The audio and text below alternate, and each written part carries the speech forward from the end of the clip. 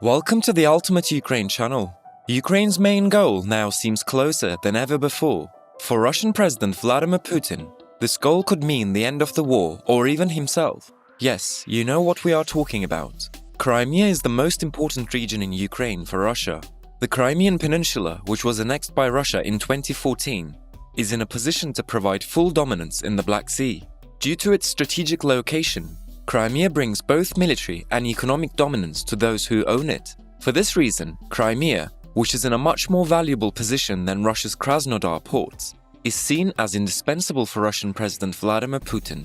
The landing of Ukrainian soldiers in Crimea will mean the end of Putin's political life. However, there are stages that the Ukrainian armed forces must go through in order to achieve this conquest. From the published satellite images, it is clear that the Ukrainian armed forces is preparing for a major Crimean attack and possible targets have been identified. We even stated that the Russian army was seriously prepared for this. However, the developments in the eastern part of Ukraine's Melitopol and Kherson at the moment show us the preliminary preparation of the moves by the Ukrainian armed forces for the operation to liberate Crimea.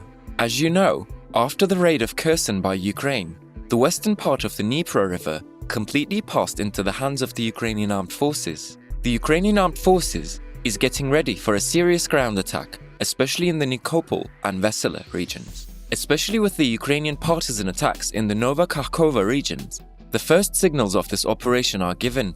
However, we estimate that the real break will be experienced in the Zaporizhia region, because there's a movement of the Ukrainian armed forces from there to the Melitopol region. The cities of Dolinka and Myrna are exposed to Russian attacks. However, the Ukrainian armed forces have serious preparations in the Kamyanska and Novoselivka sections, and the cities of Dolinka and Myrna may fall into the hands of the Ukrainian armed forces soon. In this region, only Luhova fell into the hands of the Russian army, and it seems necessary for the Ukrainian armed forces to take this region back, because the Ukrainian partisans are carrying out very serious operations in Melitopol, and the Russian army is suffering a lot in this region. Especially in the Mikhailivka and Tokmak regions of Ukraine, which are close to the border of Russian troops in Melitopol, Ukrainian partisans can provide a serious advantage to the Ukrainian armed forces. If Melitopol comes under the control of the Ukrainian armed forces again, the Russian troops in the Kherson region will be stuck, and it seems likely that these troops will flee towards Crimea. At this point, if the Armyansk Black Strait, which is the entrance to Crimea, is the target of Ukrainian bombardment, the Russian army may suffer tens of thousands of losses in a day. The Russian army, which will be resolved with this loss, may suddenly lose Crimea. Let's examine the operation that the Ukrainian armed forces aims to carry out for Crimea, with an analysis that includes the concerns of the Russian commanders on this issue. Putin's fears about Crimea are increasing after the latest intelligence reports reached the Kremlin on this issue. Because the vulnerability of Crimea is a reality, the fact that Crimea has been subjected to more than 10 attacks, both from the air and from the sea, in the last month, shows not only the Kremlin, but also to us, how inadequate the defense systems in the region are. For this reason, the Russian army is preparing multi-pronged defense lines in the Crimea against the strong attack of Ukraine, and at the same time, it is beginning to evacuate many of the Russian civilians in the region. More than 1 million Russians are known to live in Crimea, many of them civilians. Currently, civilians are being evacuated periodically and regularly, while the number of Russian soldiers there is increasing.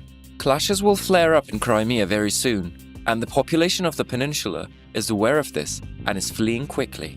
Russian military commanders are also increasingly concerned about Crimea's vulnerability to Ukrainian attacks. Fears forced Putin's generals to make a significant change in their bombing campaign against Ukrainian civilian infrastructure.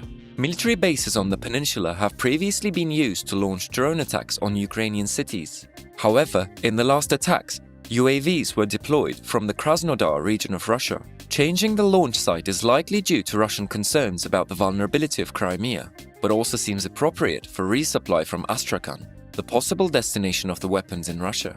War experts predict that the Ukrainian army could take control of the occupied Crimean Peninsula by August 2023. It is stated that Ukraine will continue to beat Russian headquarters and communication lines for the next few weeks until February.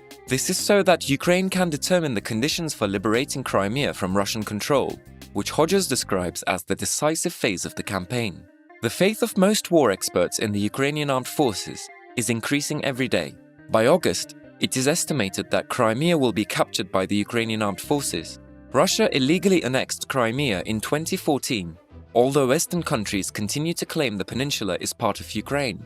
The same goes for Donetsk, Luhansk, Zaporizhia and Kherson, several regions in Ukraine that Russian President Vladimir Putin annexed at the end of September. Foreign governments, such as the United States, refused to recognize these Ukrainian territories as part of Russia, calling this alleged annexation illegal and illegitimate. There were even statements that US weapons could be used on Crimea. Following these statements, it was understood that even if the Kremlin went crazy, it was very likely that the Ukrainian armed forces would carry out an operation in the Crimea anyway. The latest satellite images of Russian-occupied Crimea show airfields, air defense zones, and ships, which defense experts say could rank as prime targets for the Ukrainian military as it seeks to weaken Russia's forces and recapture captured territory.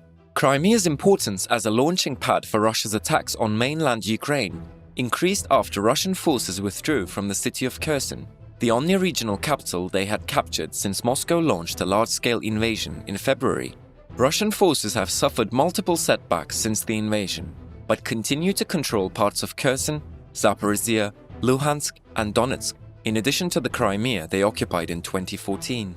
Satellite images show that, out of 10 active military airfields in Crimea, by mid-November, the airspace in Dzankoy has become the main logistics center for Russia's operations in southern Ukraine.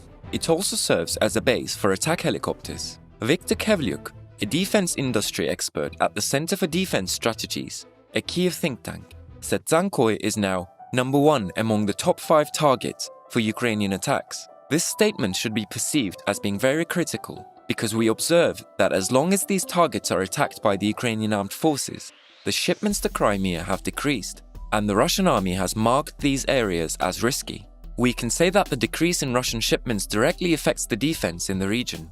Planet Labs footage shows more than 50 helicopters stationed at Dzankoy airport. Among them are Ka-52 helicopters, an attack helicopter capable of destroying tanks and conducting aerial reconnaissance. Russia's state military hardware export agency, Rosoboronexport, has the Mi-28 gunship, which is billed as a flying tank, the Mi-35 gunship, and the multi-mission Mi-8 helicopter used for transport, attacks, and reconnaissance. Planet Labs footage shows that besides helicopters, cargo planes and Su-25 attack planes frequently fly to Dzankoy. There seems to be at least 3 warehouses with ammunition and equipped places for anti-aircraft missile systems at the airport. So there is a very serious Russian air presence in the region, but Ukraine's stick in the region scares them. Putin may not be able to protect these assets. If Vladimir Putin is not able to protect them, there will suddenly be a serious indignation in the army. For this reason, Russian military commanders think that Russia should defend the Crimean entrance very well, because the morale of the Russian soldiers hangs by a thread. This thread, which can break at any moment, can lead them to destruction. Yes, losing the western part of Kherson has demoralized the Russian army, but losing Crimea will cause a much more serious outrage, even a fire that can ignite in Moscow. Thanks for watching.